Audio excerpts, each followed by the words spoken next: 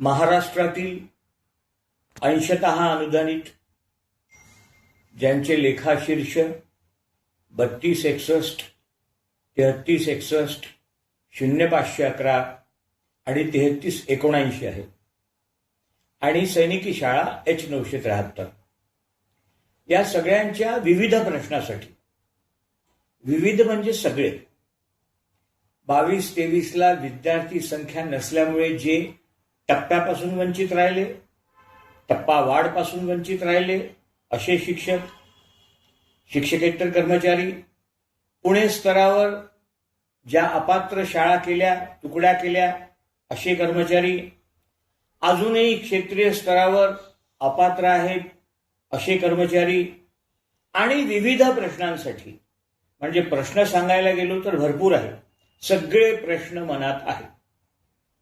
उपमुख्यमंत्री यांच्या अध्यक्षतेखाली 4 तारखेला बैठक लावली होती, परंतु ती बैठक अचानक रद्द झाली, कारण त्याच दिवशी आचारसंहिता लागली. मग आता ही बैठक कधी होणार? 3 डिसेंबर नंतर ही बैठक होणार आणि या बैठकीत हे सगळे मुद्दे अधिक माझ्या मतदारसंघातील विविध समस्या यावर ही बैठक 100% 3 डिसेंबर नंतर होईल. अजूनही मी फिरतोच आहे, म्हणजे मुंबई आणि पुणे. टप्प्याचे पगार झाले, मला अनेक लोकांनी फोन करून सांगितलं टप्पावाढीचे पगार झाले, मलाही आनंद झाला, तुमच्या सगळ्यांचं अभिनंदन. पण काही शिक्षणाधिकाऱ्यांनी अजूनही टप्पावाढीचे पत्र दिले नाही. काही ठिकाणी टप्पावाढ झाल्यानंतर टीईटी नाही म्हणून रोखलाय. या सगळ्या विविध समस्यांसाठी पुढे बैठक नक्की लावू. पण आज सांगण्याचं तात्पर्य एवढं की मी आजही पुणे मुंबईकडे आहे, मतदारसंघात नाही. का आहे पुणे मुंबईकडे? 502ला भरपूर अनुदान आहे, 442ला आहे, म्हणजे जे शिक्षण विभागाचे विविध हेड आहे 9 त्याला अनुदान आहे. त्याचे थकीत देखील आता या महिन्यात टॅग मिळेल आणि थकीत देखील टाकता येतील. पण 3261, 3361, 0511, 3379, H973 याला अजिबात निधी नाही. मग त्याची पुरवणी मागणी करायची होती. पुरवणी मागणी करणं गरजेचं होतं, कारण टप्पावाढचा निधी आपण आहे त्या निधीतून घेतला आहे. त्याच्यामुळे पुरवणी मागणी करायला मी सातत्याने मुंबईला होतो.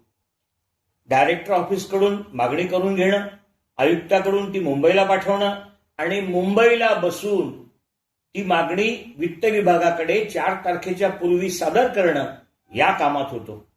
या सर्व हेड करता 837 कोटीची पुरवणी मागणी शासनाकडे म्हणजे वित्त विभागाकडे शिक्षण विभागाने सादर केली आहे.